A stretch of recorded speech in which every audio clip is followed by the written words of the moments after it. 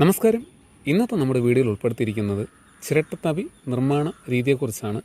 മറ്റുള്ള ചിരട്ടത്തവികളെ അപേക്ഷിച്ച് തന്നെ ഈ ചിരട്ടത്തവിക്ക് ഒരു പ്രത്യേകത എന്ന് പറയുന്നത് കോമൺ ആയിട്ട് നമുക്ക് എല്ലാ ആവശ്യത്തിനും യൂസ് ചെയ്യാൻ സാധിക്കുന്ന ചിരട്ടത്തവിയാണ്. അത് വലിയ ആവശ്യത്തിനാണെങ്കിലും ചെറിയ ആവശ്യത്തിനാണെങ്കിലും വീട്ടിലെ ആവശ്യത്തിനാണെങ്കിലും ഹോട്ടലിലെ ആവശ്യത്തിനാണെങ്കിലും കോമൺ ആയിട്ട് യൂസ് ചെയ്യാൻ കഴിയുന്ന ചിരട്ടത്തവിയാണ്.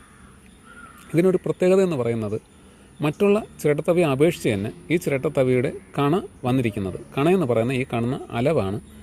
ഇത് വന്നിരിക്കുന്നത് ചിരട്ടയുടെ പുറത്താണ് ജോയിൻ്റ് വന്നിരിക്കുന്നത്. പൂർണ്ണമായിട്ടും ചിരട്ടപ്പൊടി കൊണ്ടാണ് ഇത് നിർമ്മിച്ചിട്ടുള്ളത്. ചിരട്ടപ്പൊടിയും ഗമ്മും ചേർത്താണ് ഇത് വിളക്കി ചേർത്തിട്ടുള്ളത്. മറ്റുള്ള ചിരട്ടത്തവിയെ അപേക്ഷിച്ച് ഇതിന് അകത്തു നിന്നും പുറത്തേക്ക് റിവറ്റ് വരുന്നില്ല.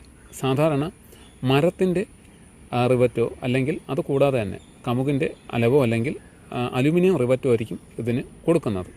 ഇത് അതിൽ നിന്നെല്ലാം വ്യത്യസ്തമായിട്ട് പുറത്ത് തന്നെയാണത് ജോയിൻ്റ് വന്നിട്ടുള്ളത്.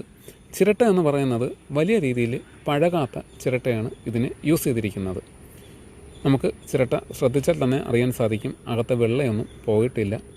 അത് പോളിഷ് ചെയ്താൽ കൂടിയും ആ ഒരു വെള്ള കാണുന്നുണ്ട്. അകത്തെ വെള്ള കുറച്ചാണ് ചെയ്തിട്ടുള്ളത്. വലിയ പഴക്കമുള്ള ചിരട്ടയല്ല ഇതിന് യൂസ് ചെയ്തിരിക്കുന്നത്. ഇത് പ്രധാനമായിട്ടും ഈ പഴക്കം കുറഞ്ഞ ചിരട്ട യൂസ് ചെയ്യുന്നതിൻ്റെ കാരണമെന്ന് പറയുന്നത് തവിക്ക് വെയിറ്റ് കുറയാൻ വേണ്ടിയിട്ടാണ് ഇങ്ങനെ യൂസ് ചെയ്യുന്നത്.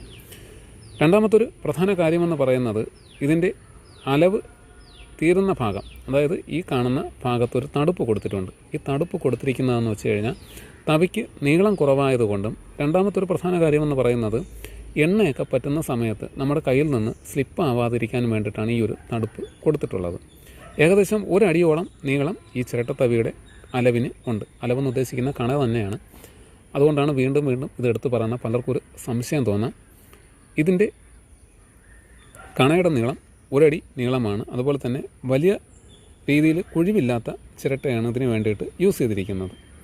മറ്റൊരു പ്രധാനപ്പെട്ട കാര്യമെന്ന് പറയുന്നത് സാധാരണ ചിരട്ടത്തവിയുടെ നിർമ്മാണ രീതി എന്ന് പറയുന്നത് ചിരട്ടയുടെ ഒരു ഭാഗത്ത് നിന്ന് ഹോള് ചെയ്ത് അടുത്ത ഭാഗത്തേക്ക് ജോയിൻ്റ് വരുന്ന രീതിയിലാണ് കണയുടെ നിർമ്മാണ രീതി. അതായത് ചിരട്ടത്തവിയുടെ പിടിയുടെ നിർമ്മാണ രീതി വരുന്നത് പുറത്തുനിന്ന് ഹോള് ചെയ്ത് അകത്തേക്ക് വന്ന് ജോയിൻ്റ് വരുന്ന പോർഷനിലാണ് ഇതിൻ്റെ നിർമ്മാണ രീതി വരുന്നത്. അതിൽ നിന്നെല്ലാം വ്യത്യസ്തമായിട്ട് പുറത്ത് തന്നെയാണ് ഇതിൻ്റെ കണ കൊടുത്തിട്ടുള്ളത്, ഉറപ്പിച്ചിട്ടുള്ളത്. അതും മറ്റുള്ള ചിരട്ടത്തവികളെ അപേക്ഷിച്ച് ഈ ചിരട്ടത്തവിയെ വ്യത്യസ്തമാക്കുന്നുണ്ട്. പിന്നെ വലിയ രീതിയിലുള്ള ഭാരവും ഈ ചിരട്ടത്തവിക്ക് ഇല്ല. സാധാരണ മറ്റുള്ള ചിരട്ടത്തവിക്ക് ഒരു കുറഞ്ഞതൊരു 400 ഗ്രാമെങ്കിലും വരും.